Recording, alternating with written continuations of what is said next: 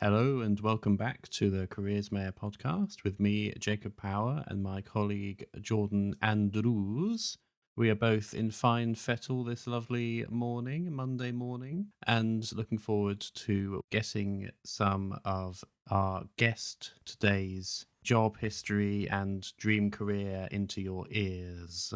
Aren't we, Jordan? Yes, we are, Jacob. And surprise, surprise, our guest today is, it's someone else that we know from comedy at university. But this is a very special man, a man who is a very good friend of both mine and Jordan's. He is also the housemate or the flatmate of our guest on episode 1, Charlie Randall. So he was probably mentioned a few times in that episode. He was the vice president of the Comedy Society at Southampton when Jordan and I were also on the committee. I was the secretary and Jordan was the socials officer. And our guest today is the lovely Mr. Anand Sankar. Yes, it is. Isn't it just? Oh, yeah. Can't wait for it. It's going to be mega. Yeah, he's a lovely man. He's a very funny man. He's a very funny improviser. And at the end, we'll be telling you how you can go and see Anand perform improv in person. But before we get to that, you'll want to get the feel of the man, understand what he's like, and whether he is indeed funny, and whether you would actually want to go and see him live, because, that's a big commitment. So, without further ado, please get your ears ready to listen to the lovely sounds of Anand Sankar.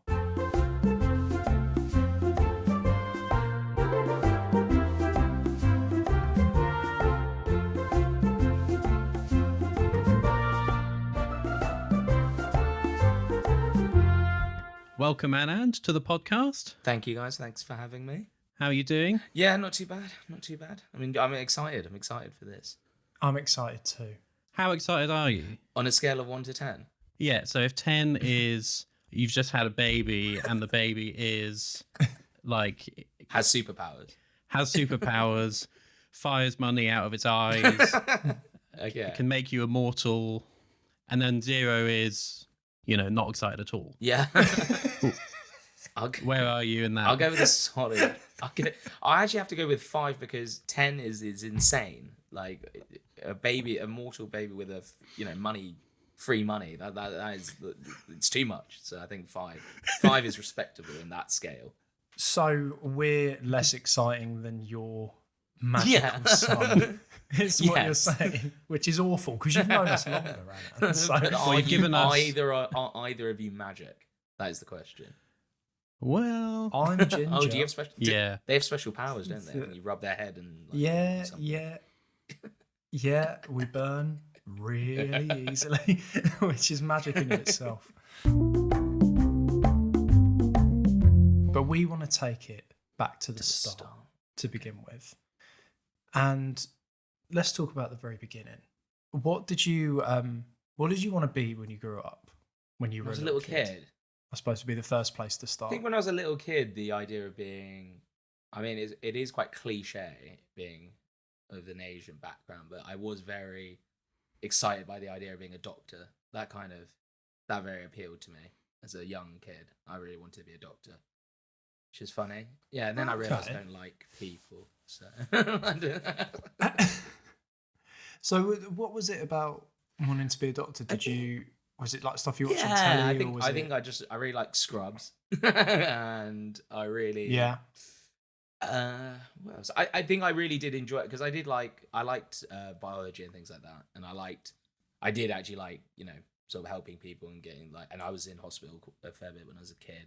Well, not like loads, but a bit. Like I had an extended stay once, and that was for a few weeks.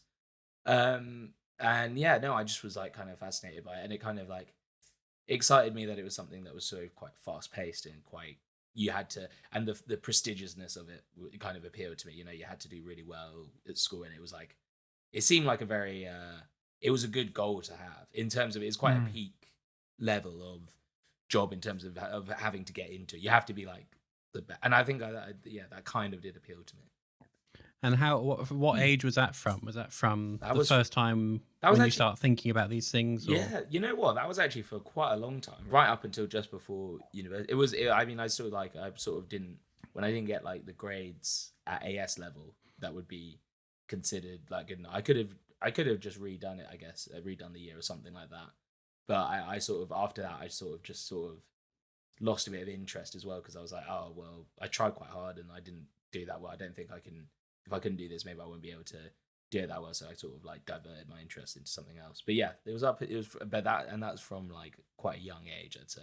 So it started off at like maybe primary school, secondary school, and then carried right all the way up until sixth form, where and then after that it was like yeah, and after that it wasn't anything else really. So I feel like that's quite rare, because I don't know about you two, but I think I went through sort of a childish phase when I was younger of wanting to be a policeman or a soldier or something like that, and then it changed as I got older, and it kept changing throughout school. But I don't know about you, Jacob, but I've not really met people who sort of knew from quite young, oh, I want to do this, and then just stuck with it throughout school. Yeah, you know. I think mine as well was like the sort of, as well, the positive sort of reaction I got from my parents for wanting to do that as well. That was quite fun as well. You were almost like, oh, this is good. If I keep saying this is great. It's one of those things that no one can really, no one's going to argue with that. Yeah, yeah, no one's going to. You want to be a doctor. Yeah, exactly. God, you're selfish. Yeah. All you care is about the moolah. That's all you give a damn about. And did you have at any point a little white coat, little stethoscope? I did have a stethoscope. I did actually have a stethoscope. Oh. I did. That's actually, yeah, I forgot about that. That's so cute. I did. Yeah. I never used a stethoscope until about 6 months ago, and I was incredibly excited. It's like magical. It is pretty amazing. It is pretty amazing. There's just something really exciting about them. It's also amazing at how like kind of basic it is. It's quite a basic bit of tech, really. Like when you look at it, there's nothing like, yeah. But yeah, it is cool. So when, obviously, Anand, you being a doctor, when were they made? When were doctors invented? No, when were stethoscopes I invented? actually don't know, actually. That's a good question. Maybe Victorian? 2007? 2000, yeah. I think it was just before the financial crisis. Yeah, well, that was what it was about. What caused the financial crisis? Yeah. They invented them and no one knew what to do. Yeah, because everyone wanted to buy them, and then they got loans to buy them, even though they couldn't really afford to pay back the loans to buy those huge amount of stethoscopes. I think that was... They made a stethoscope bubble. Yeah, exactly, and then it collapsed, remember? That was what it was all about. And then the banks foreclosed on people's stethoscopes. Exactly. They came... People couldn't make their stethoscope payments, and then... Yeah. Well, there was that film, wasn't there, with Christian Bale called The Big Stethoscope. But you know, watch the film, Jordan. Watch the film, and you'll find it. You'll find out everything you need to know, really. The big stethoscope. So, oh man. So, is there any doctors or is there any medicine in your family? My uncle. Like your parents my or anyone uncle like that? is a GP in Australia. I think that's it, really. I think the rest are like engineers and lawyers and one doctor. So they're all pretty kind of straight ahead professions, aren't they? There's no kind of nothing too unusual. Yeah, that was kind of, I think that is the Asian thing. It is that. It is a real, you have to be a profession. Like as in it has to be like that. It's quite... That's interesting. Quite strict, yeah. I think part of it comes with the fact that, the idea... Like, a lot of cultures like that, it's the same with, Jewish families or, Chinese families or... Nigerian families as well, especially the idea of doctor, engineer, lawyer is I think part of it comes from the fact that it's one of the things that you just can't discriminate against, for people, as in if that's a job, you're never going to go oh, you can't come in. We need lawyers, we need engineers, you need doctors. It's about creating that need of so I think that was part of it. I think that, but also it's because education is quite a important thing in the culture. But I think that's something to do with it. Again, this is just a theory. I don't know. And did you feel when you wanted to be a doctor, was it just nothing but encouragement from your parents? For that? Yeah, and then it sort of just and then I think what was it? And so then I also really liked. But then growing up, I think I was about maybe when I started secondary school and stuff. That's when I sort of started to really enjoy like acting and things like that. I started to get into that, and but that never even like occurred to me as an idea of like career wise or anything like that. But that was something that I quite enjoyed, and that was interesting because it was almost like the first thing that I felt like was all mine as well. Like whereas everything else, like the dog and stuff, was like it's almost like a shared passion, and it wasn't like I was actually pushed to be a doctor really. In my, I think they were just happy that I said it first, and then it was like one of those things that like becomes like a. But yeah, it's interesting actually.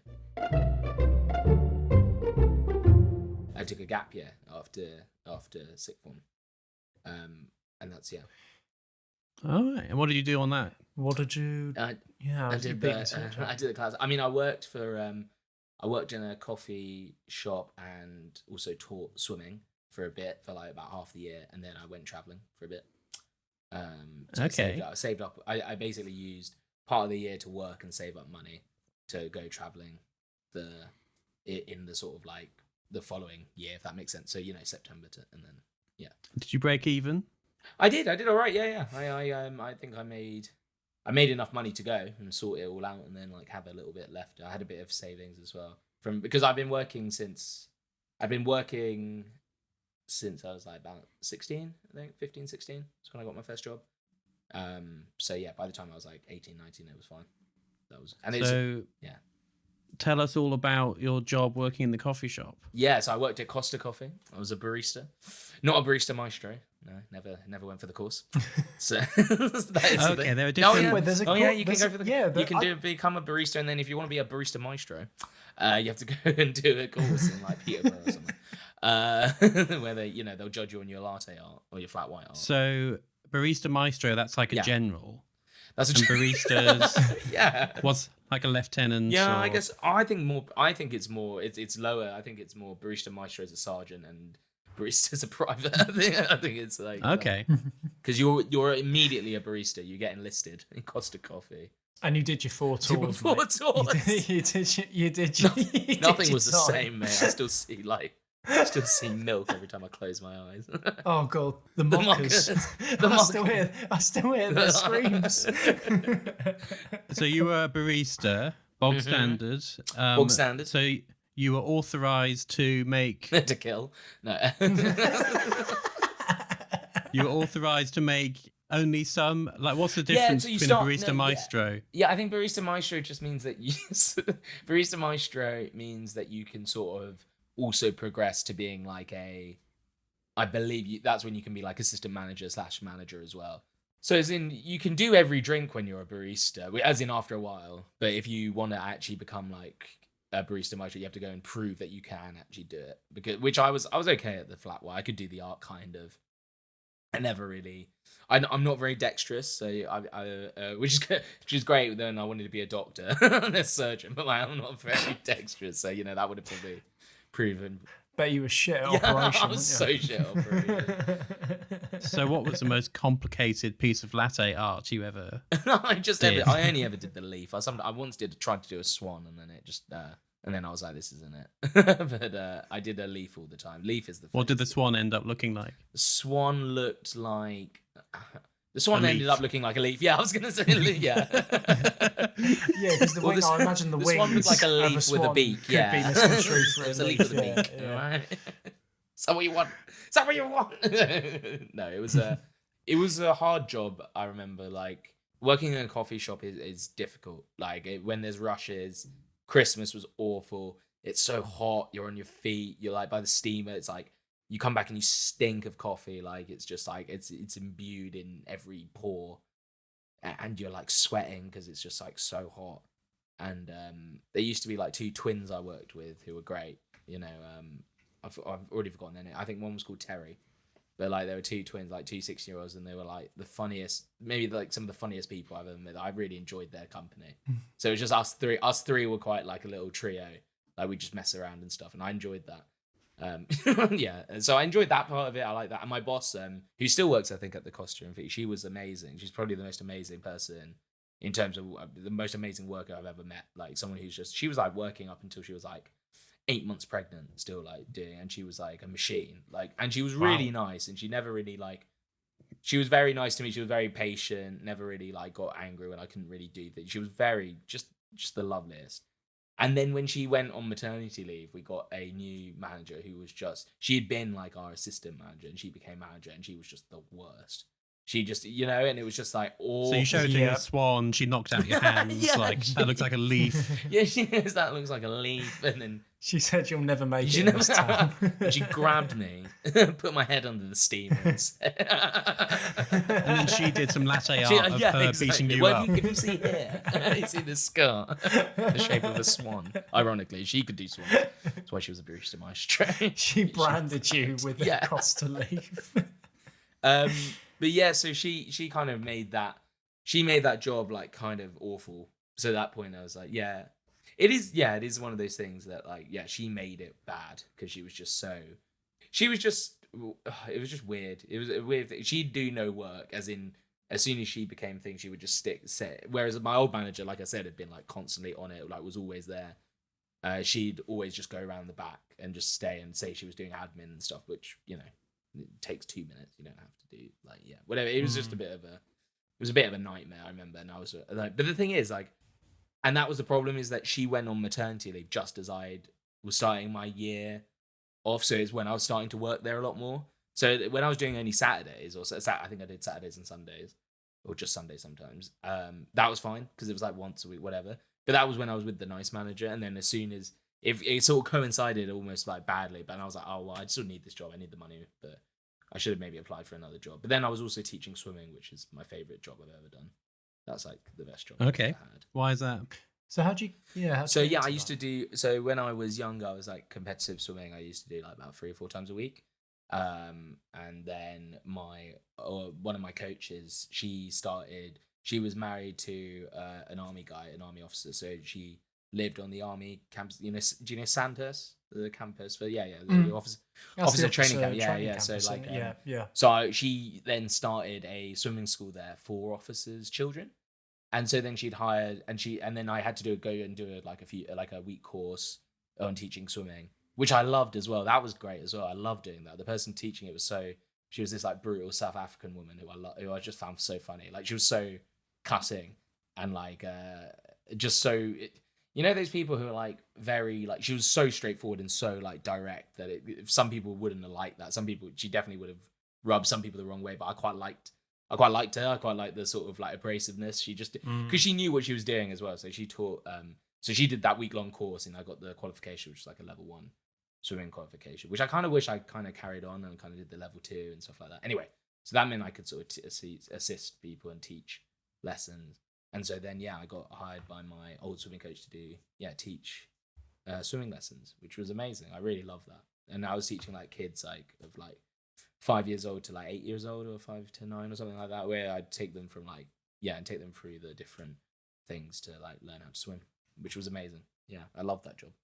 I wish you taught me, mate. Are you any good at swimming, Jordan? Can you swim? I'm better now. When I was younger, we had never had any need to swim, obviously, living in Croydon. So when we moved down to Poole, they used definitely to do needed a pool in the school. Yeah. When we started living in a swimming pool, that was after the financial crisis, actually. After the stethoscopes. Dad said it was going to be big, man. He said it was going to work out. When we moved down to Poole and we started doing swimming lessons in school, I remember, I think it was year 5 and year 6 was when we went to a local middle school, and we used their swimming pool, and I was the only one in our class that had to use armbands. Oh, wow. Year 5 or year 6, I think this would have been. So all the other kids could swim quite well. And I remember, I have this memory in my head of them all being at the deep end doing pencil dives into the pool. And I was at the shallow end with the armbands, and one of the instructors was like having hold to like the hips, hold the hips and like teach me the technique of how to swim. And then it was only actually when I went to, I think I was about 15. No, I was about 15, I think. Went to Woolacombe Bay with my best mate Jack and his family, and his mum was a swimming instructor. Okay, yeah. And the first day we went to the beach, I went out swimming, and then when I came back, she said, "I'm going to teach you how to swim." That was awful. You look like a drowned rat. And then the next day, she spent with me just sort of on the edge of the sea where it was shallow, teaching me like proper techniques of how to swim. And then I just got better from there. That's great. Yeah, that's lovely. Yeah, I think often holidays are actually what we found was when we taught kids was that they'd go away for the summer holidays and they'd go away with their families to like away somewhere and they'd go swimming or there'd be a pool or something. And that's when they'd get so much better because they're like playing with people. You're there with your mate as well. And it's sort of, you want to learn more and you want to have fun rather than like you're going every week to a swimming lesson and like, so that's what I found really nice as well. And I actually, you got like really nice things from parents when they'd be like, oh, so they were swimming on holiday and we just want to say thank you because they like learned how to swim because of, the lessons and stuff. So yeah, it's nice. It's a good skill. It's a very important skill to have. It's a life skill, really. Yeah. So you went to university and you did biomedical engineering, biomedical sciences. Yeah. And at that point, you were thinking this is another route into being a doctor. Yeah. And then I found comedy, and then I just didn't want to do anything after that. And you found us. That's genuinely, yeah. Well, because I knew, so one of our mutual friends, Robbie, who I knew from school, went to my school. He went to Southampton. Because I took this year out. He'd gone the year before, and he was telling me about like there's doing this comedy, doing Comedy Society and things like that. So Robbie also was actually in. I think he was in the school. He was in every school play I did as well, Robbie. And then so he was talking about, oh yeah, I'm doing this stuff now with at uni. I'm doing the Comedy Society and things like that, and I really enjoy it. And I've got it's great. It's a great group of people. I said, oh cool. And so I only joined because of him, really, because I was going to see, just want to hang out with my friend a bit more.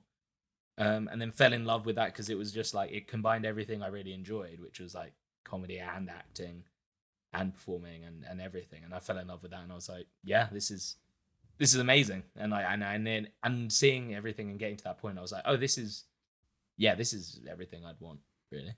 Yeah. And for the listeners, Robbie is the composer of the theme tune that you will have heard earlier in this episode.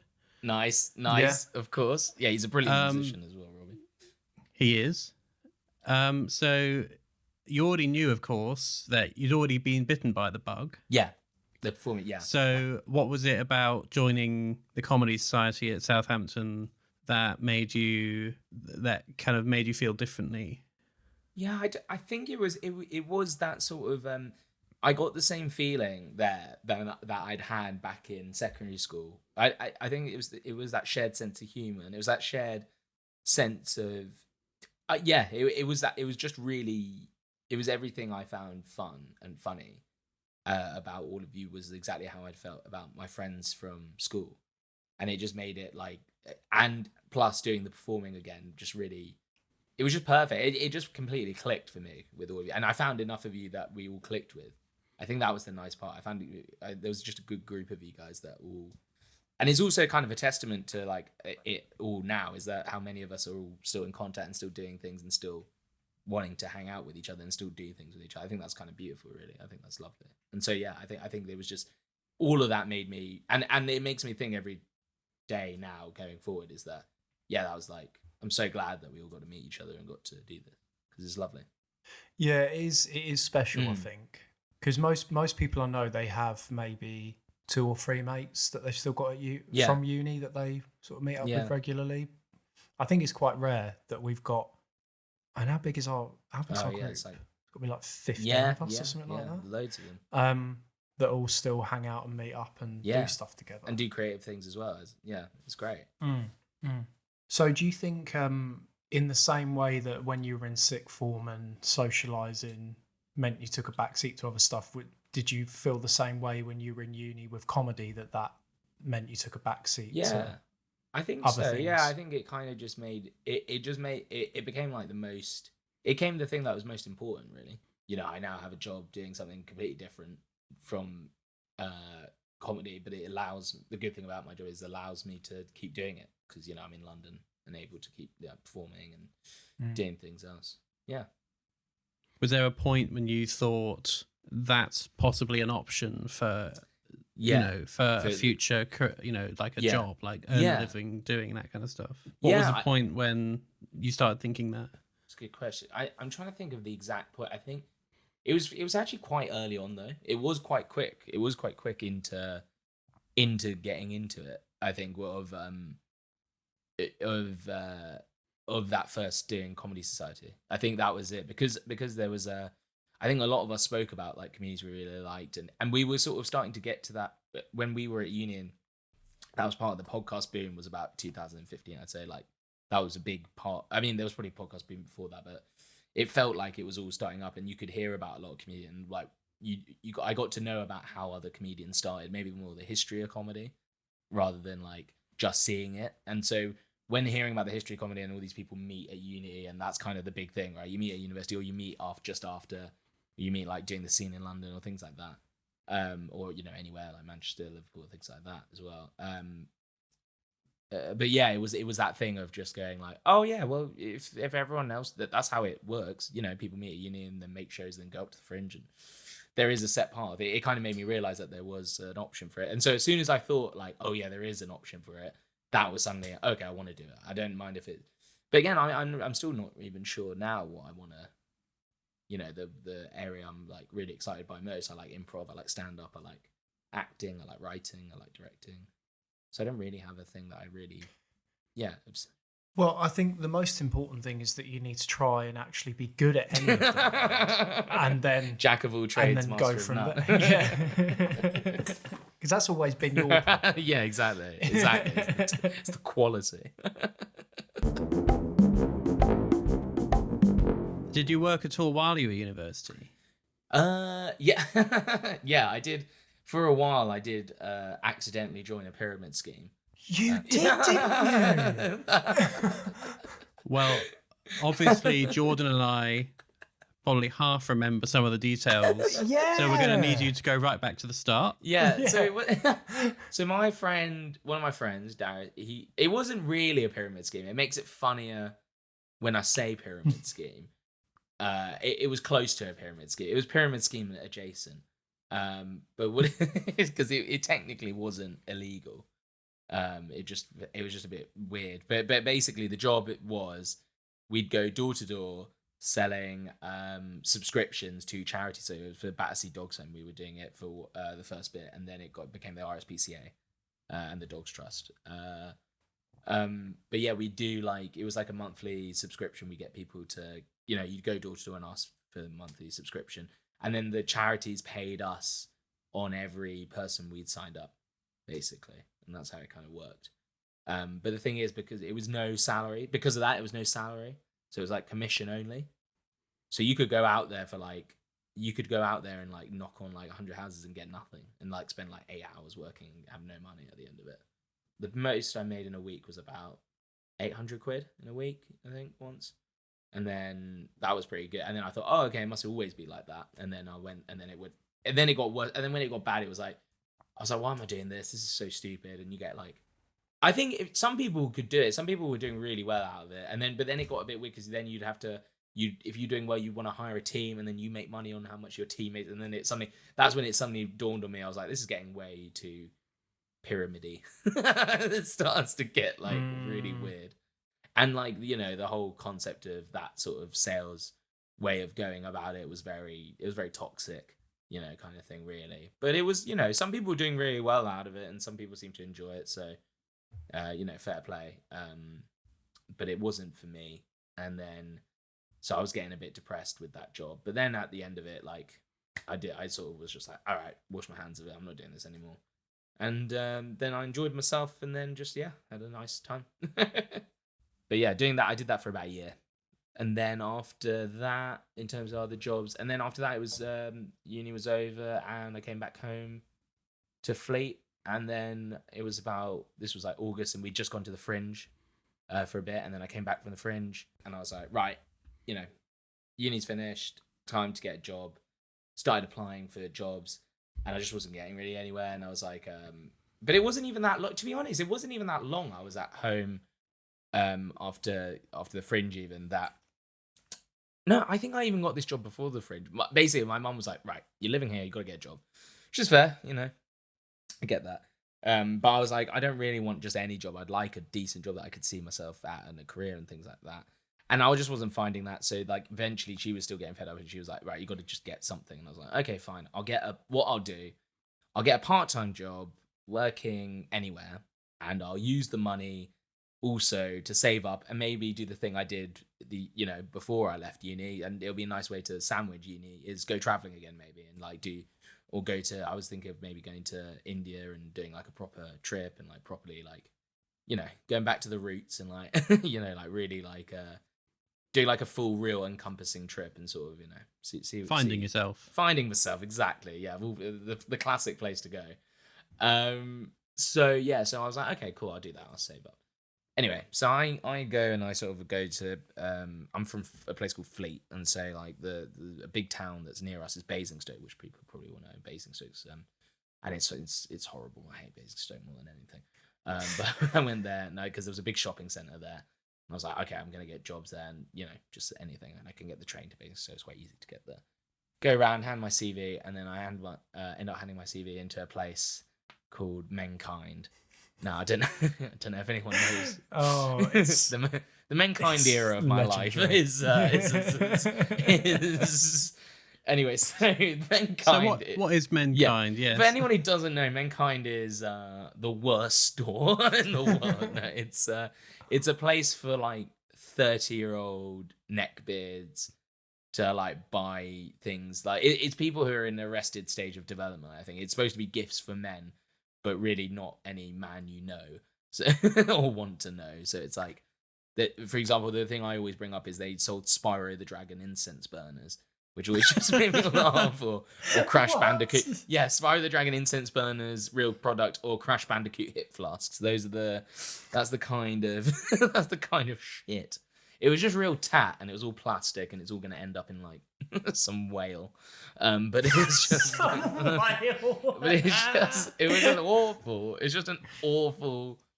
It's just horrible. You do, and anyway. So I mean, obviously you now know that I did end up working there, but I handed in my CV, got the job, and I went for a part-time job, so I could still apply for maybe better jobs, like, but a bit more career focused. But then also maybe just a part-time job will be enough to like save up enough money to go traveling. Anyway, I ended up working there for a bit, and 2 weeks into working there, I get and because this isn't a testament to me being good at my job. It's more a testament to everyone else who worked there being completely useless. Is that within 2 weeks of working there, I was promoted from part-time sales assistant to full-time assistant manager. So now I'm the assistant manager of a failing toy store that I don't want to be at. And it just and then I'm just working, and then like really like intensely working, and I just like I hate it. I absolutely hate it. Every day I come out now, I can look back on it and the job's funny because it's just like it's you're there sitting there playing with drones, or playing on that car that goes up a wall. And it's like everyone sort of comes up to you in the public and goes, "Oh, I bet you love your job." And you're like, but then it's like, and it's just hell. It's just hell working there. And all the people who work there were just so weird and like, and just like, oh, it was just. And then the reason that this job stopped for a while was because of COVID. So I was there and I wanted to go traveling. Obviously, the aim was to go traveling in March 2020 or April 2020. And then that little thing happened that just shut everything down. So yeah, but then it was good because I actually got furloughed from a job I hated, and because of the way the furlough worked, 80% of my salary, I got more money than because I didn't have to travel in. So yeah, I enjoyed the first furlough for a bit because I got to just I just ended up playing Call of Duty, Warzone for a long time. You were. I think we were both big into our Warzone at that time. Yeah, I was getting really into Warzone. Yeah. Reliving your days working for Costa, being out on tour. Because they did that, didn't they? They did Call of Duty Costa Edition. Costa Edition, yeah. Can you make a frappe in the Helmand province? With artillery being fired at you. While I'm being shelled on, can you make a leaf? Yeah, no, it was yeah, so yeah, that job was pretty hell. It's funny looking back on it now, like I do find it funny as a job, but like at the time I was like really, it just really grinded me down. I think mainly I would have been fine if I could have just stayed as a part-time sales assistant. I that would have been great, and then maybe get another job as well, like I did when I was before uni. Like that was the nice thing about Costa, was I was doing a bit of Costa, but also I was teaching swimming, so there was that nice fulfilling element of that. I think if I'd just been doing Costa, and even that year I was kind of, that year out I took before going to uni, before traveling, wasn't that fun at all, and I didn't really enjoy it at all that much. You were too good at it, really. You were too good at the job. You get immediately promoted. Yeah, well, that's so.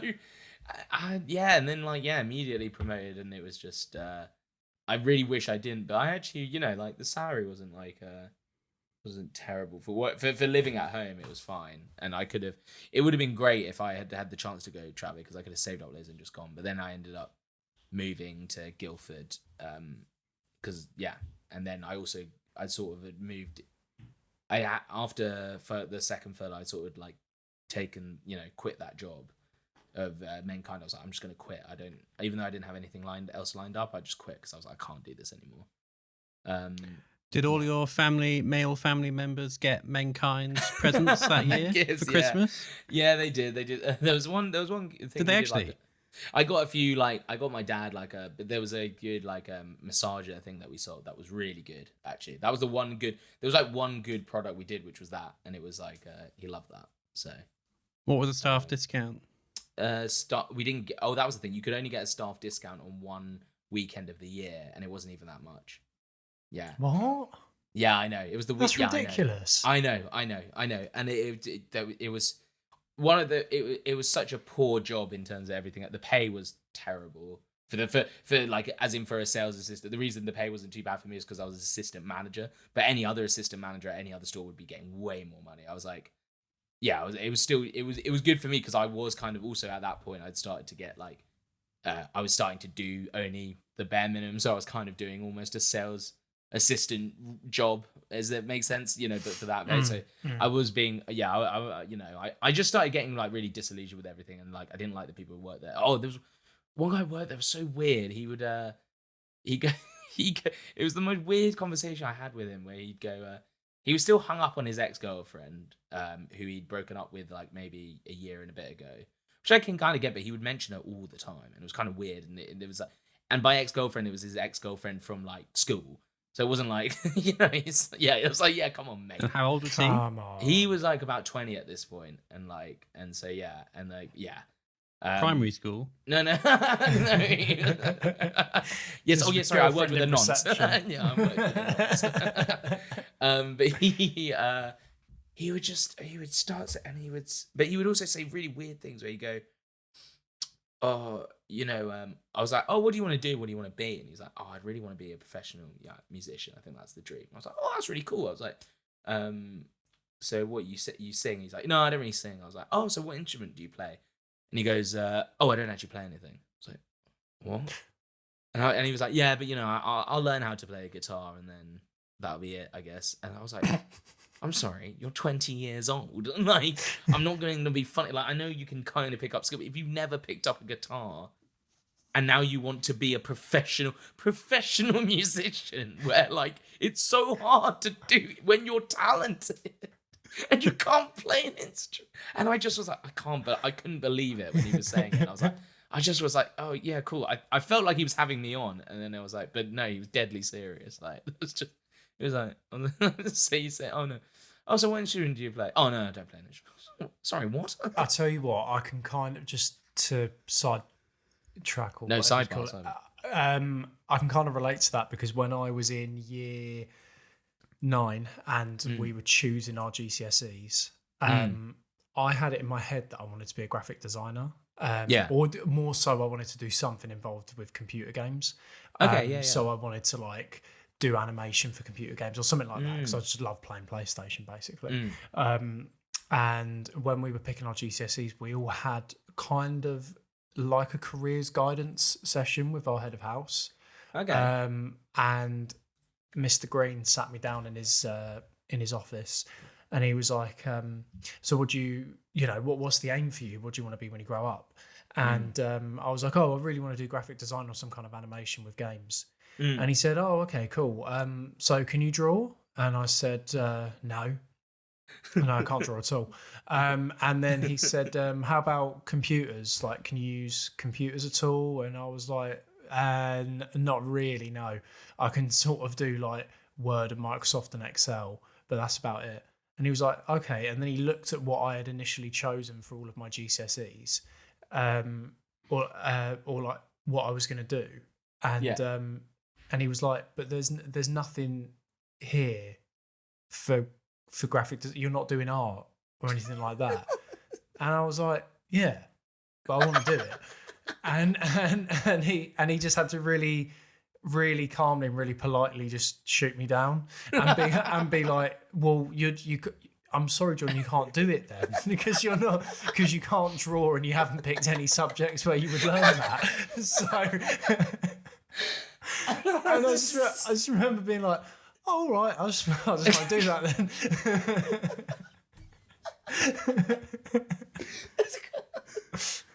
The end of the greatest story ever told. Yeah. No, that is, yeah. But it is.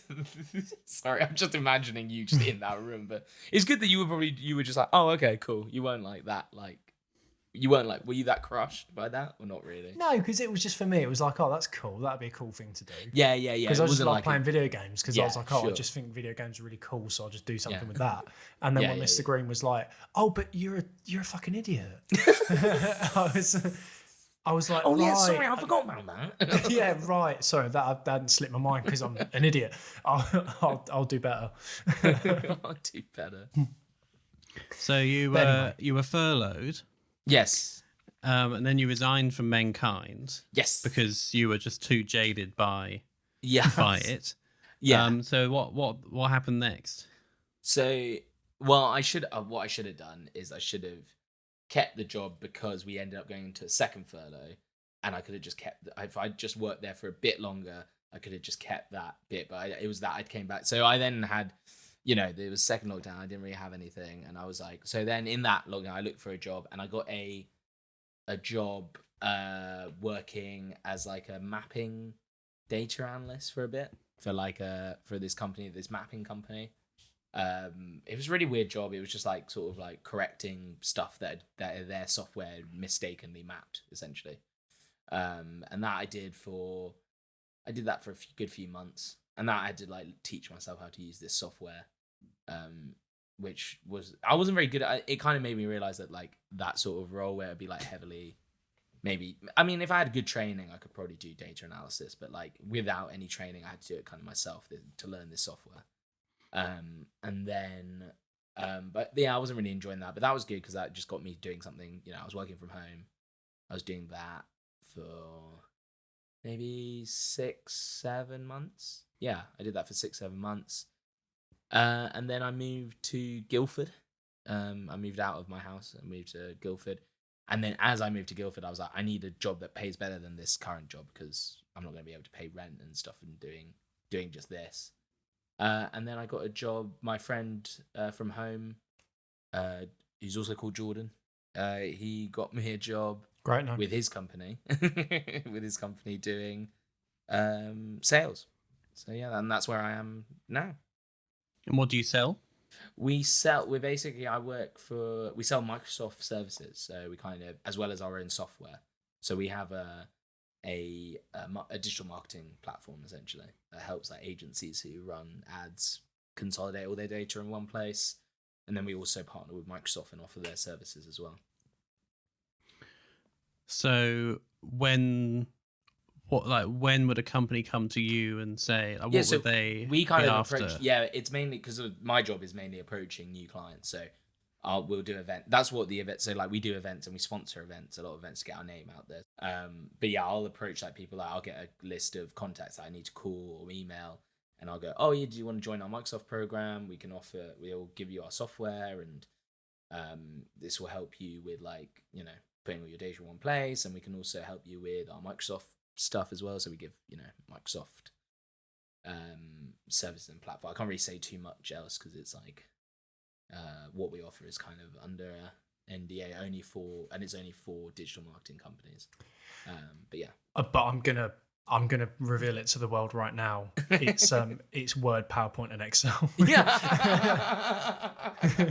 No, don't forget about OneNote, mate. Don't forget about OneNote. I'm sorry. Everyone forgets about I'm OneNote. sorry if you're gonna get the sack, mate. But the world needed to know. So does your job involve, is that like cold calling then? Yeah, there's a bit of cold calling, emailing, LinkedIn, kind of like multi-channel.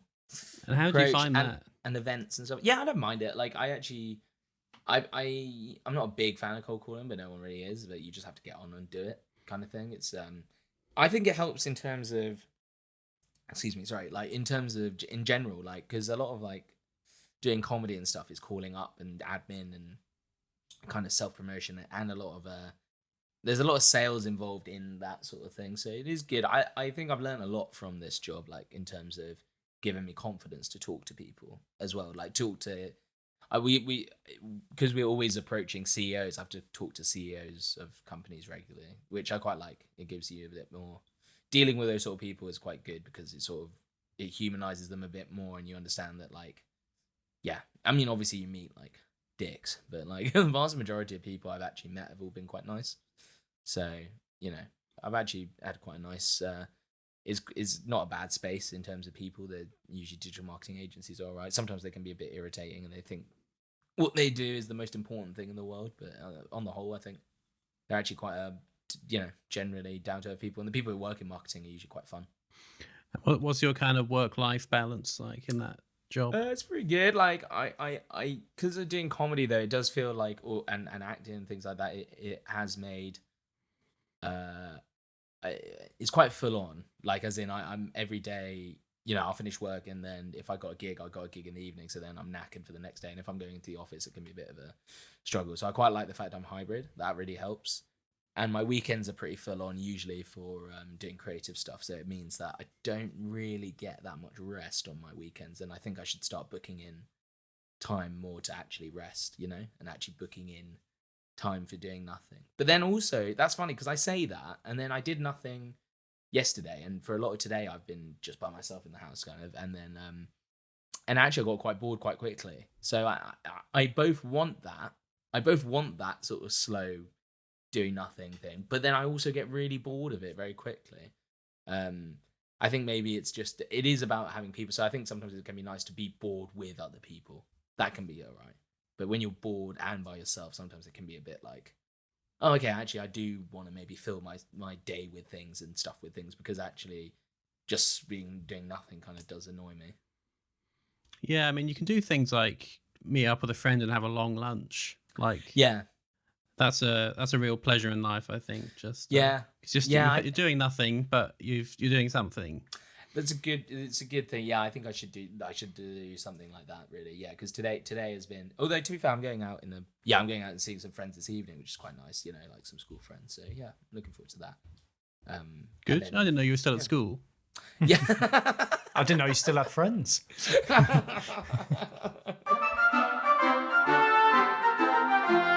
Yeah, so in our third and final section of the podcast, we like to ask people, well, firstly, if they have a dream job.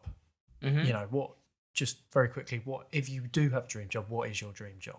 I've actually got a couple. So like one of them would be comedy, but like the other one that has always been there, that sort of started maybe when I was at uni, would be like I'd love to have my own pizza restaurant and like or a pizza like pop up. Really? Like yeah, genuinely. Got really into making pizzas, and like at uni as well. I used to make them a lot, and like from scratch.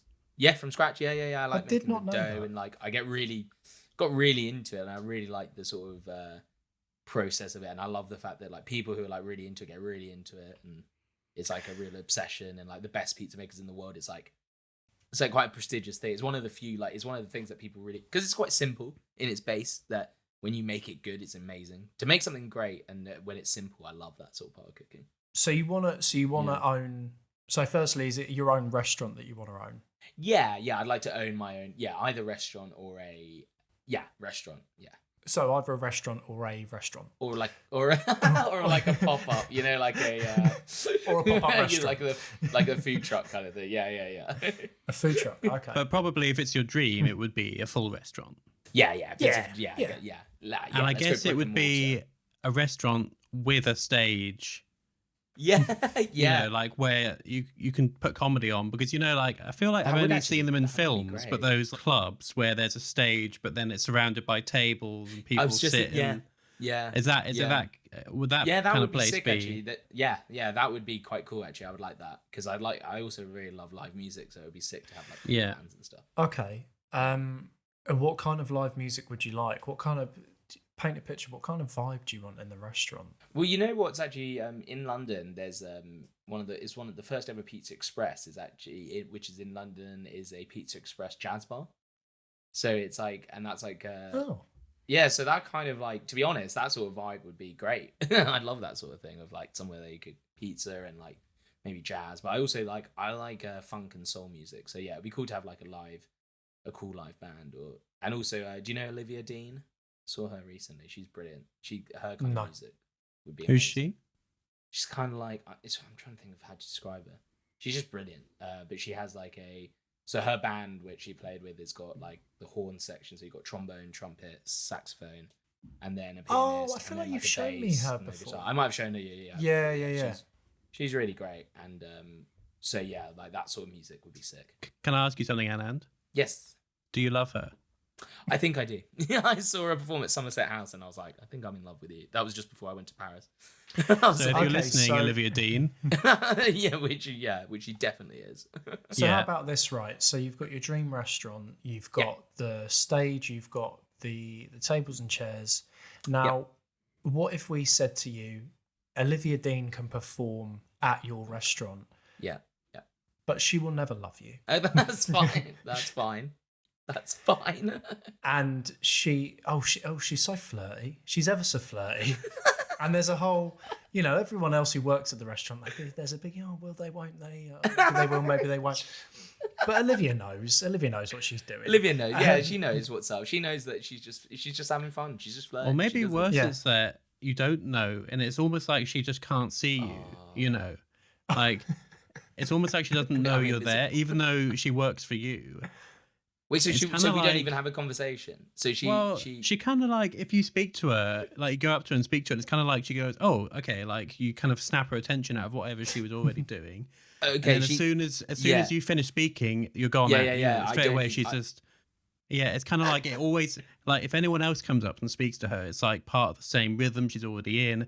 But when you come up to her, it's like, oh, okay, hang on, I need to talk to Anand for a minute about business or whatever. And she's like, yeah, okay, great. And then you're like, okay, is that right? And she goes, yeah, okay. And then she's just back to talking to like your other employees. Oh, and you kind of go back and sit in this office. Sorry, this feels so real and I don't like this at all. I'm not happy right now. I am not happy right now. So basically we're saying that Olivia Dean's almost like a snake in that her movement is based on vision. And if you get... a vision, is based on movement, and if you get too close and sort of move around in her face, then she's like, Adam's there. Wait.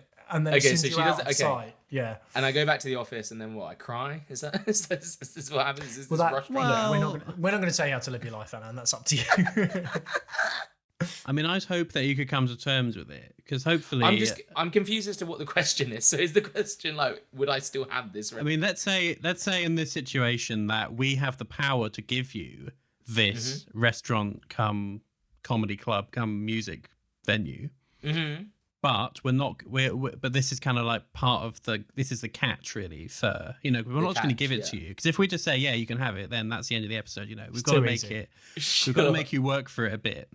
Sure. Okay. So are you imagining, imagine you have this place.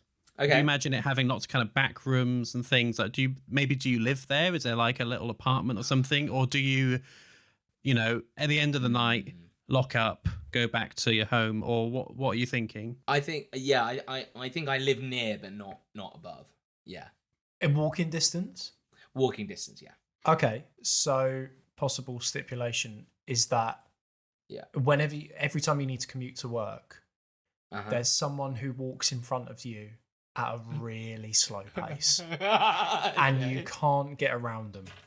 Sure. And this happens every day to and from work. And even even if you wake up late and you're in a rush, you're not able to overtake this person. And sometimes they might even stop and tie their shoelace.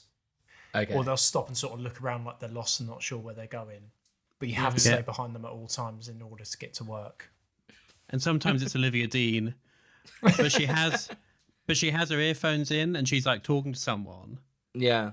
And she's not gonna. And even if you like went up and around the side and were like, "Oh, sorry, could you just?" She'd kind of be like, "Oh," and she'd be like quietly into a microphone. Sorry, it's my boss. Sorry, I need to. And then she's just kind of like, "Okay, yeah, yeah, okay, yeah." Yeah. I mean, that. Yeah. Okay. I know. Yeah. I know it's upsetting for you, Anand. But No, it's fine. So this is so these are the stipulations for me to own this place. To have your dream. Yeah. I think I'd be fine with that. Yeah. You think you'd be fine with that? Okay. We need to explore a bit more about, what kind of a place is this? Like, what's the deal with it? So you have, what do you, like, this is your dream place. So what are you doing? Are you in the kitchen making the pizza? Yeah. Okay. Yeah. It's good. That's a very good question. I think I think I start off doing that. And then, well, it depends really. Yeah, because part of the love of that pizza restaurant for me would be getting to become really great at making them and to like really perfect it and like really nail it. A bit like there's a place called Lucali's in New York where it's like famous. Like he still makes every pizza pretty much, or at least he was. I think he's huge now, so I don't know if it's the same. But for a while, even when it was big, he was making he was always there. Sorry, when you said he was huge, I thought you meant he was now like really, really fat because he's been like he's been eating all the pizzas. Yeah, exactly. He's been eating all the pizzas. He's like a T-Rex. He can't like reach down anymore. He's so giant. He's taken over Brooklyn. No, I guess it's a bit like Marco Pierre White when he got his 3 Michelin stars. He was saying he could either just keep doing it or he could like stop being the chef but get someone else to run it for him. He didn't want to lie. He didn't want to have his name on the place. People came. That's expecting his food, but then it's not him. Not him. But then the only thing I'm thinking is if you're always in the kitchen during opening hours, you're not gonna. First of all, you're not gonna be able to perform on your stage. Yeah. Second of all, you're not gonna be able to see the performances going on except when you're coming out. I guess you might have waiters who'll bring the pizzas out for you, so you might just be in there the whole night and not. Well, I would have it that you could see like in something you can constantly see the kitchen and as in like okay, in the restaurant. It's like there's a big old window. Yeah, it's even open and like the oven, the fire oven. Oh, okay. It's like a Zzz's or a Pizza Express where it's like it's easy. I want to own a Z's. But yeah, no, I think I would be there making them, but I think actually I could see. I once I perfected it, I would see it that I would always be there. So at least there would be and I'd occasionally go in and make a pizza, but there'd be enough staff that I wouldn't actually. After a while, I've like perfected the recipe so much that I've got real like staff who've like worked with me for years who are now like perfect at it. Yeah, I think that. And would you be willing to draw a swan on each pizza with the toppings? Yeah, I would. I think because in a way you've already been training for this because you've already been in a role where you've made circular. Well, it's not food, is it? Coffee, but circular. I get where you're going.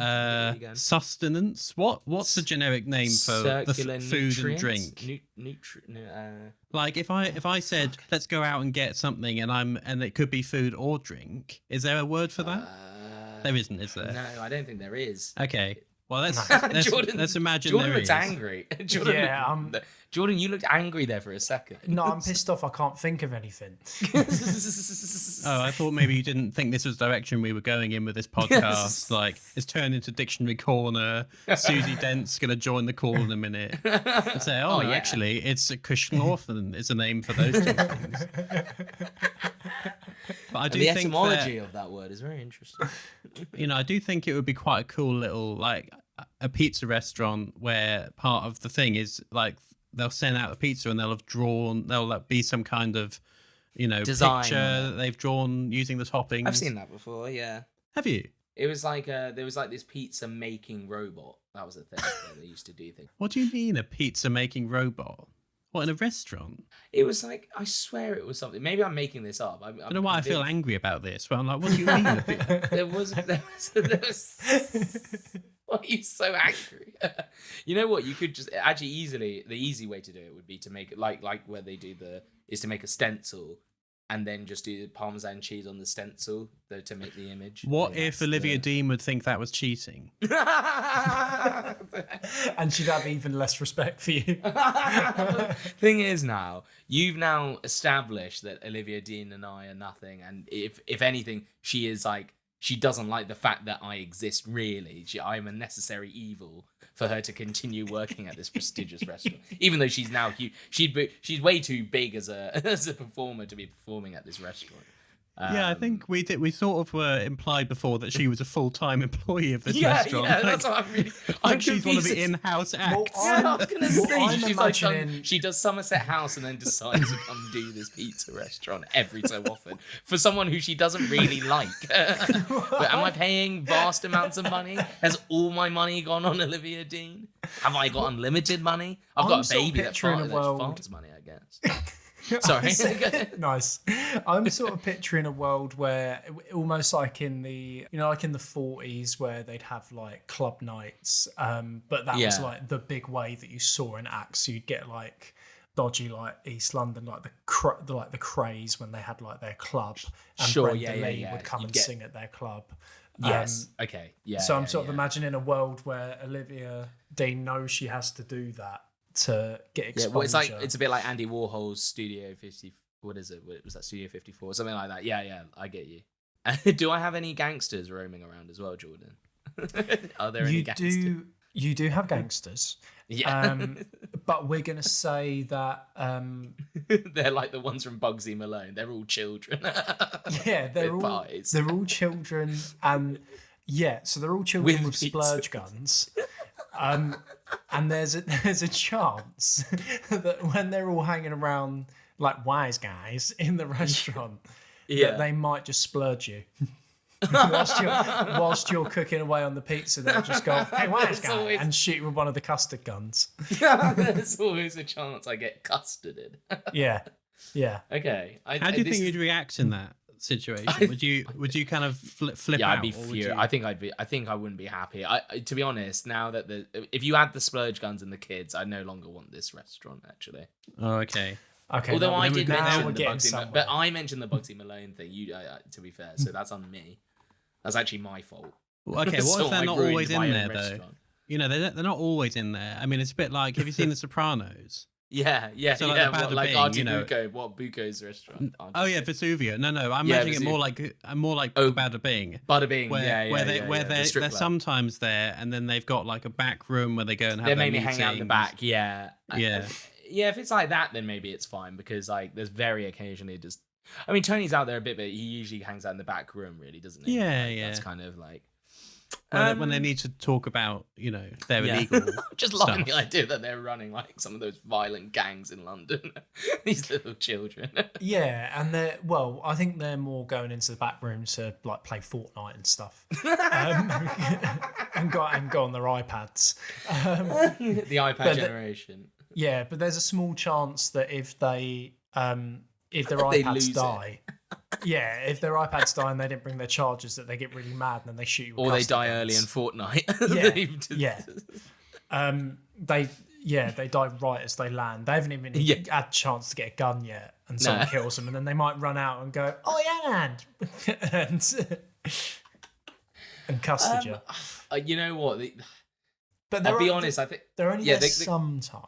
The custard gun kids have like really kind of ruined this more than enough. More than maybe I don't know. I don't know now. Now this is the crux. This is the question. They're not in there. They're not always going to be there. I mean, I think that they're not even in the building at all most of the time. And then when they do come in, they might be in the back rooms. They might just be talking among themselves. They might not notice you come out. They might not try to shoot you with the custard gun. So I think like if you're going to be shot with the custard guns, am I allowed to use excessive force to stop them from doing it. Well, do you want some heavies? Because you want Yeah. somewhere like that, you're going to need security. Would you like some heavies? Yeah. We can give you some heavies. I'd like some security. Some people that I can actually talk to and have a really nice chat with. Like during like my shift, and you can I feel actually like get to you're know them working really class. You can feel like even though you're wearing 2 monocles and working and a top hat and everything. well. My whole thing is trying to be a man of the people, Jay. Yeah. Okay. Well, we can give you a couple of heavies. Do you have anyone, like any real people in mind, like to be these heavies? I don't really, I don't really know any like people that I would think would make good bouncers like that. Well, you can't think of any human being who would be a good bouncer. Oh, I mean, I'll tell you what, in the world? actually, I'll tell you what. I'll tell you who you can have. You can have No Neck Nick. Yeah, I'll take No Neck Nick. I'll take No Neck. As one of the heavies, you can have No Neck Okay, Nick. I'll take No And Neck Nick. thanks, Jordan, because now you're going to have to give the whole backstory of that. I don't want to say too much, but basically No Neck Nick was a bouncer that my dad used to be really good mates with, and they called him, I think I might be getting this wrong, but they called him No Neck Nick because I think he was born with sort of like one vertebrae short in his spine. So he was just, he literally just sort of stood like he had no neck because his spine was sort of too short. And he was apparently he was a lovely bloke, but he had he could be a bit mental sometimes. Yeah, he had a bit of a streak. But I think that's the kind of guy you want around. Yeah, when the kids start showing up with the custard guns, for sure. You can just turn to Nick and go, sort them out, Nick. Yeah, I'll take Nick, and I will also take Khabib from the UFC. I will do. Who's that? He is one of the greatest UFC fighters of all time. He's an animal. All right. So you can have Khabib, you can have No Neck Would Nick. Would you have a problem if Olivia Dean fancied Khabib? Khabib, yeah, well, no, it'd be fine because he's very strictly religious. That he wouldn't. He's very. No, but I mean, just that she's kind of like. Oh, you know what? We've already established that she's not into. I think we established early on that Olivia Dean.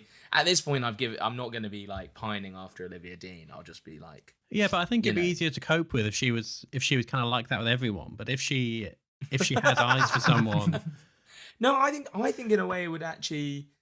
I think it's fine. Like the fact that because it's almost like, well, she's definitely. There's just something about me that she finds repulsive. It's not that. I mean, she doesn't have any strong feelings about you, like that's positive or negative. negative.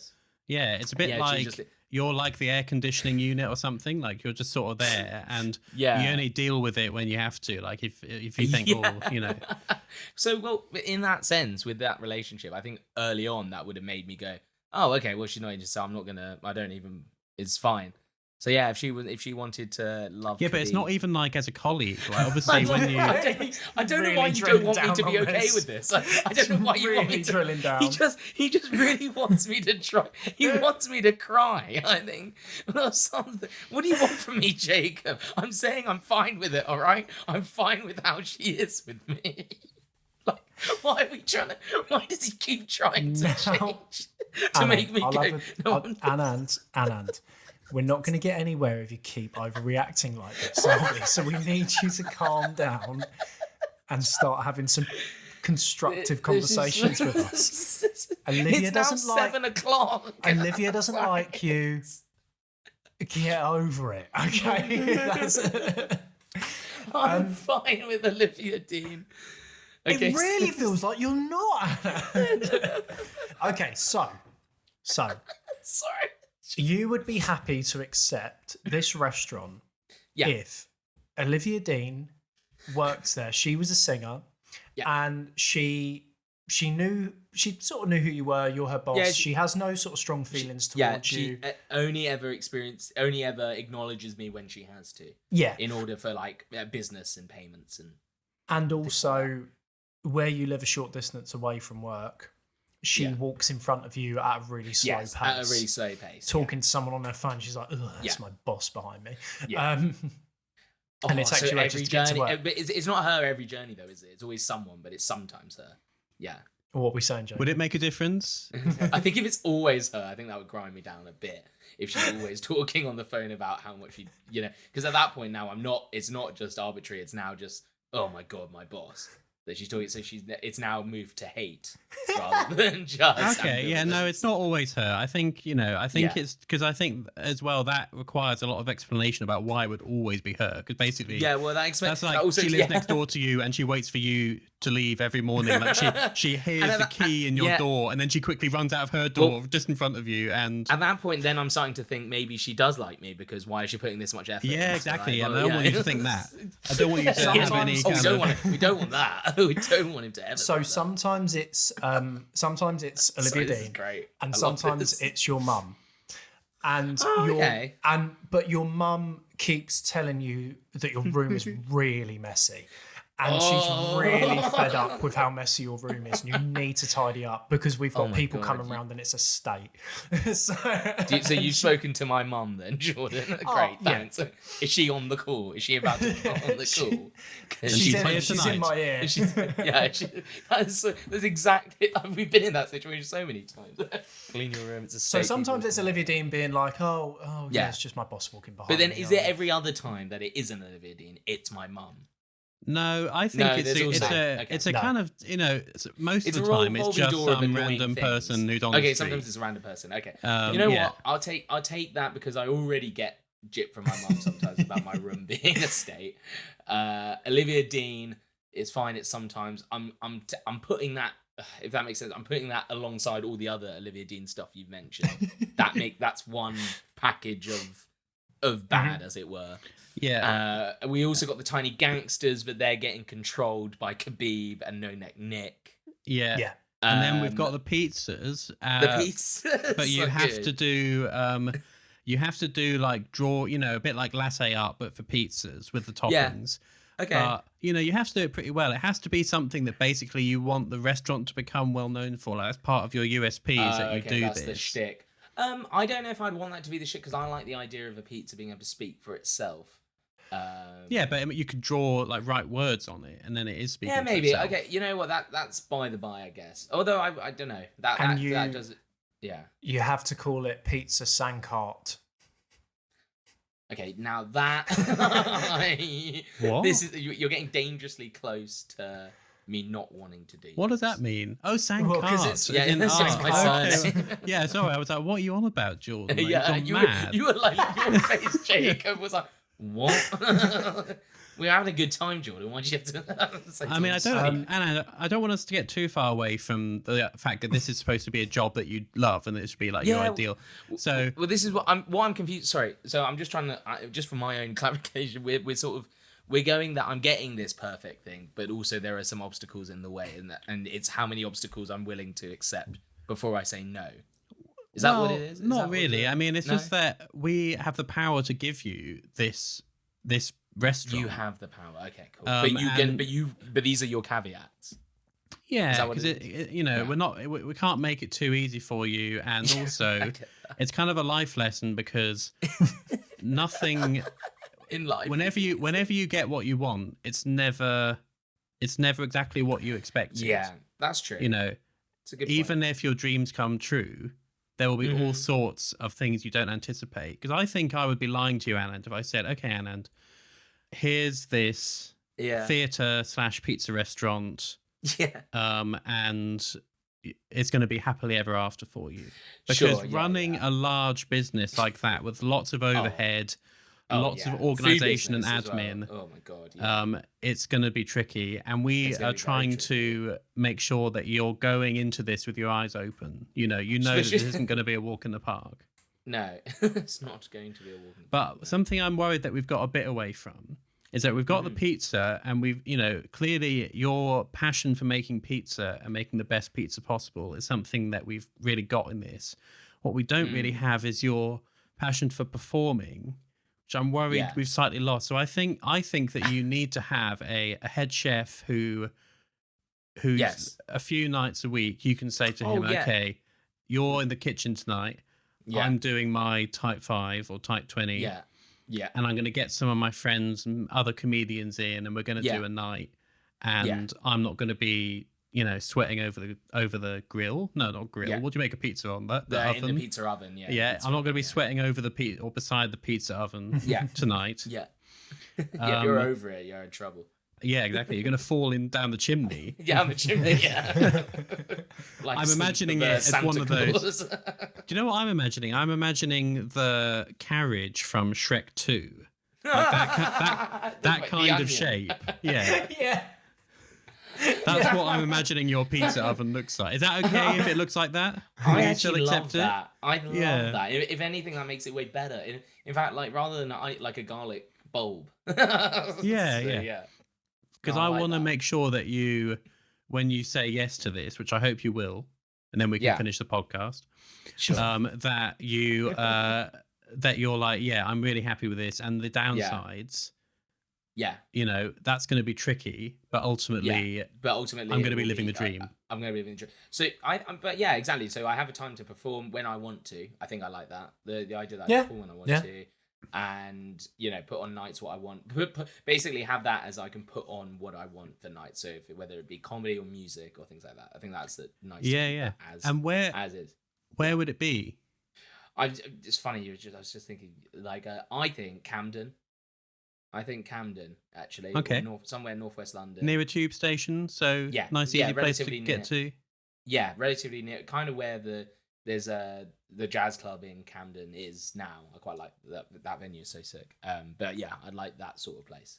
And do you want it to be somewhere where like the entrance is right out on the street and people will just wander in, or do you want it more like a kind of back alley, like you No, need I to think know where the cool gang know where to find it, but the riffraff Maybe, who are that's a good- spilling out the clubs can't come in and I think that it's enough that it almost won't matter too much location wise, because I think most of the time it's booked up by people who want to be there and like people who know, because it's so popular. Okay. And that would be the one. So I would like it still quite visible. I don't think I need it to be in. And do you like a want it? speakeasy. Do you want it to be like Khabib and Nick are outside, and they're like, "Oh, Mr. Scorsese, imagine come in." Khabib. Past. When you have the celebs turning up, they're going straight past the queue. Or do you want to be a bit more down to earth and be like, Oh, I see what you everyone's mean. got to queue up? I think everyone queue up, and I think Khabib and No Neck Nick are kind of in the shadows. So it's more than anything okay. like anytime. It's only when problems arise is where you see them just like strike. Like they'll just come out and just like and it's quick. It's quick. It's like boom, boom, trouble out of the door. No issues, no worries, no not too much, not too little. Like great, and that's I would love to see Khabib put Martin Scorsese in a rear naked choke if he started kicking off about getting into the restaurant. Because he's quite a small man, isn't he? He is a Martin very Scorsese? small man. He does seem like a lovely man, Martin Scorsese. There's just something quite funny about him as well. Yeah, and he takes out all of his violent side in his films. That's what it does seem like, because he just seems like such a sweet man. So, Yeah, because otherwise he'd be doing that to just people he was passing in the street, wouldn't he? Probably. There's an evil inside him that he lets out for his films. So I think something like we've covered all staffing, I think, apart from like the waiters and like the ushers, I guess, like the people you have around. Are you okay with them all being former Menkind employees? Oh, no. No. You know what? No. Really? So let's say we're offering you this whole thing. There was one kid called Luigi that I quite liked, and his name's Well, Luigi, that worked for a pizza restaurant. Yeah, I know, it works really well. Okay. So are you actually saying that everything else we've just said is the case, but you're going to say no because of that? Well, no, some of them would. To be fair, it depends on which ones, because some of them were just really bad, and some of them were quite good and all right. But yeah, I think there's one or two I could imagine actually doing quite well there. The rest of them, it depends because if you're saying like I have to be, do you know what I mean? Like it depends on what you're saying. If you're saying that I could choose which Menkind employees were there, then yeah, that'd be fine, because I had enough there. Yeah, you can interview them, but the only people you can interview are former Menkind. Oh, employees. see, then there's not enough. I don't think there won't be enough people to work there. That would be good enough. That is tough, because then if you don't have a good enough staff, then that becomes awful. Like it doesn't become a good experience for the people. You can lean on a few of the cost of staff as well if you need to make the numbers up. Oh, But it has to be that's that just former as bad. manager that you didn't like. Oh no, No, it doesn't really. No, but you can draft them in. If it's one of the costs, yeah. Well, the person who was my Like the old twins. manager. Yeah, and the twins. Yeah, the twins would be fun. They're fun. Yeah, you know what? I could do that. I could stretch that. But would Okay. they be, if they were working for the restaurant? Are they as committed to what their job was when they were working at their respective job, or do they actually really enjoy this place and they like it and they believe in it? Well, I mean, that's up to you, really, Anand. Like you have to create that working You need to environment. motivate. We're not here to tell you how to motivate your We're staff. not going to run it for you. Yeah. No, I feel like I could actually do a better job at motivating those team members than the other jobs did, and I pay them decently. So yeah, you know what? I could do that because I think a lot of the problems stem from the fact that they were maybe not being paid that well. So if this was, this is your job for like the rest of your life, obviously you're covering off the creative side, you're covering off the pizza side. Yeah. Do you think there's anything else that you might eventually feel like I'm lacking? I kind of wish I was exercising that muscle, which I'm not anymore, or would that kind of would that be no, you like? You know what? That sort of place that we're describing would exercise everything I'd actually want to do, and would actually be great for everything that I enjoy doing. So yeah, no, I don't think there'll be anything else. And I'll tell you what, yeah. because we're feeling good and generous, we'll chuck a diving pool in the back, mate. just for you. Just for you. Yeah, I guess swimming teaching would be the only thing. Yeah. But it's like... Yeah. Yeah, okay. All right. Yeah, throw in the pool. And what if throw in the pool. What if all the chairs in the place were those chairs that lifeguards sit on? But the tables were normal size? Oh, that's hilarious. Yeah. And okay, then really long knives and forks. Yeah, we're getting away from it now. No, I am happy with all of this. Will you shake our hands on that job then? Yes. Let's just do a quick recap. So you're gonna be the owner manager of a pizza restaurant that is also a live entertainment venue. Yes.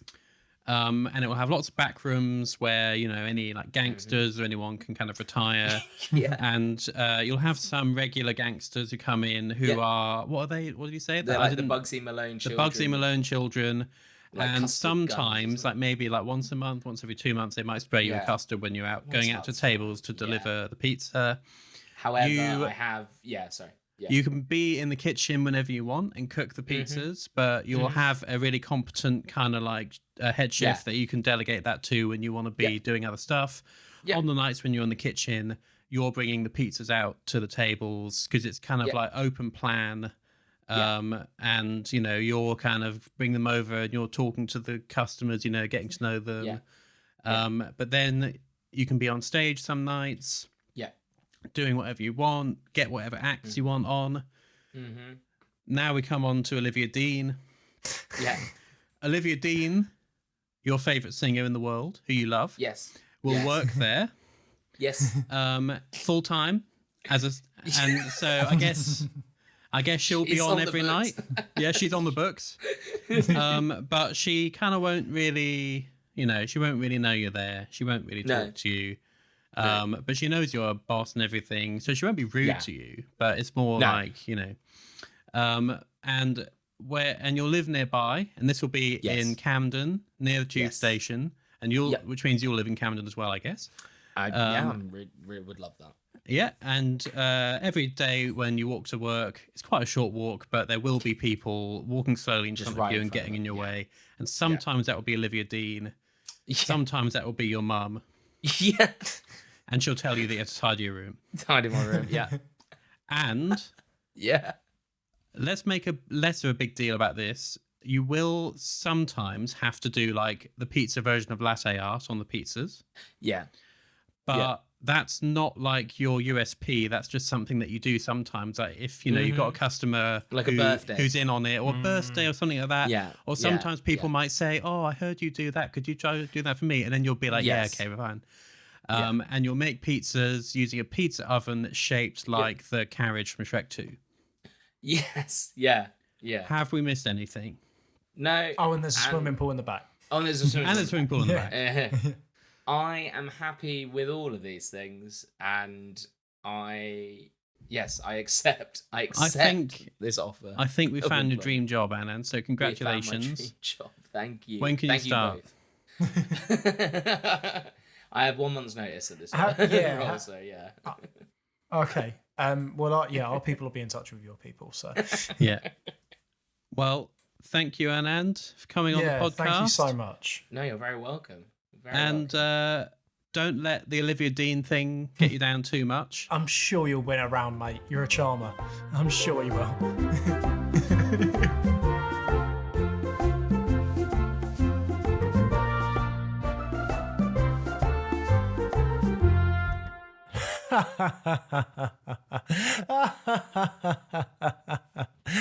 Oh. Is that sarcastic laughter, Jordan? No, that is genuine laughter at how bloody brilliant that episode was, Jacob. It's always a pleasure to talk to our boy, Anand. Wouldn't you agree? Yeah, definitely. And, normally these outros are just you and me, but today we've actually got a special guest for this outro, and it is Olivia Dean. Hi. Hi, Olivia. How are you doing today? Oh, I'll tell you what I don't like Anand very much. Oh, really? Yeah, I can't stand him. He's my boss. Why do you not like him? I mean, he sounds like quite a nice guy to me from that episode, but He's just horrible. He's a ruthless dictator of the cabaret pizzeria. oh, what's that, Olivia Dean? Someone's fallen down a well. Oh, lucky. Let's go get him. I got to scram, kids. Okay, I'll wait here with Jordan. If you go and sort that out, that'd be great. Cheers, Olivia. Appreciate it. Yeah. Oh, she's nice, isn't she? She is nice, yeah. Don't know why she is so indifferent to Anand, but, I guess he's not the strongest character in the world, is he? Well, speaking of his characters, if you want to see some of Anand's strongest, finest characters in improv form, then you want to go see him in Winner, the improvised comedy sports biopic. Now, I saw it a couple of months ago now, and it's fantastic. Absolutely brilliant. It is on from the 2nd of November to the 7th of December at the Museum of Comedy. If you look it up, Winner Museum of Comedy, you'll find the link for tickets there. Highly, highly recommend it. It's an absolutely brilliant show. And you can go on both remaining dates because it's different every night. It is. And if you didn't like it the night you went, try again the next day. Because you'll probably like it then. It will be different from that night. It will be different every night. And it might be different in 2 different ways that you don't like. But it could also be different in 2 different ways that you do like, or it could be different in a way that you like. So it could be like them both, like one of them, but not the other, or don't like either of them. Yeah. Yeah. So it's a triple threat. It is much like Anand. He's a triple threat. He can act, sing, and dance. And boy, he looks good whilst he's doing it. He does. Bless him. Well, I really, really like Anand's pizza restaurant / venue. We're full of gangsters and Olivia Dean. Yeah. Yeah. One of the ones that we've had on here that I would quite like myself. Mm-hmm. We've got another episode coming up in 2 weeks, just like clockwork. So that will be on Monday, the 30th of October. So expect something a bit spooky. Ooh. It's just 2 hours of this. So yeah, come back for that. Do follow us on all our social media stuff. If you listen to us and you don't follow us, then please go and do that because it helps. It gives our egos a little boost, and it will make it easier for you to see our stuff when we share it, share our podcast episodes, and share other little bits and pieces that we'll be doing from time to time. Tell your friends, tell your family, tell your pets, tell your boss, tell the postman, tell everyone. This podcast is going to change the world, and we need you. We need you to help us because we're just 2 gorgeous men. And we can't do it all. And on that note, bye.